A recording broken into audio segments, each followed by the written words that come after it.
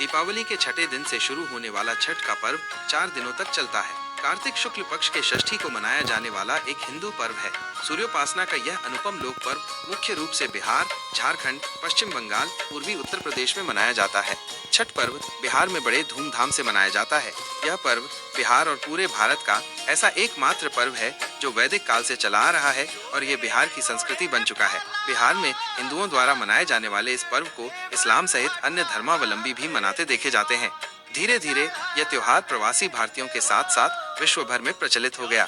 छठी मैया पार्वती का छठा रूप, भगवान सूर्य की बहन छठी मैया को त्योहार की देवी के रूप में पूजा जाता है। धार्मिक मान्यता के मुताबिक छठ पूजा की शुरुआत बिहार के मुंगेर में गंगा तट पर माता सीता ने की थी। आनंद रामायण के मुताबिक माता सीता ने मुंगेर जिले के बबुआ घाट से 2 किलोमीटर दूर गंगा के बीच स्थित पर्वत पर ऋषि मुद्गल के आश्रम में छठ पूजा की थी। इसी जगह को आज सीता चरण के नाम से जाना जाता है। सीता चरण मंदिर गंगा के बीच एक शिलाखंड पर बना है। इस शिलाखंड पर चरणों के निशान हैं, जिन्हें माता सीता के चरण माना जाता है। इन चरणों के अग्रभाग में चक्र के निशान भी हैं।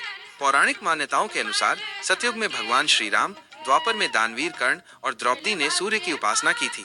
इसके अलावा छठी मैया की पूजा से जुड़ी एक कथा राजा प्रियंवद की भी है।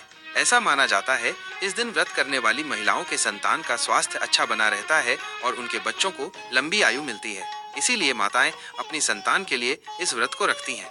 छठ पर्व को वैज्ञानिक दृष्टिकोण से देखा जाए तो षष्ठी तिथि को एक विशेष खगोलीय परिवर्तन होता है। इस समय सूर्य की पराबैंगनी किरणें पृथ्वी की सतह पर सामान्य से अधिक मात्रा में एकत्र हो जाती हैं। इस कारण इसके संभावित कुप्रभावों से मानव की यथासंभव रक्षा करने का सामर्थ्य प्राप्त होता है।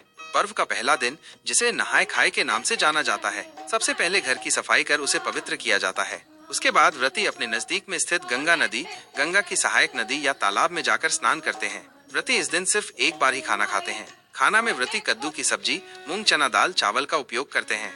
छठ पर्व का दूसरा दिन, जिसे खरना के नाम से जाना जाता है, चैत्र या कार्तिक महीने के पंचमी को मनाया जाता है। इस दिन व्रती पूरे दिन उपवास रखते हैं। इस दिन व्रती अन्न तो दूर की बात है, सूर्यास्त से पहले पानी की एक बूंद तक ग्रहण नहीं करते हैं। शाम को चावल, गुड़ और गन्ने के रस का प्रयोग कर खीर बनाया जाता है। इसके बाद अगले 36 घंटों के लिए व्रती निर्जला व्रत रखते हैं।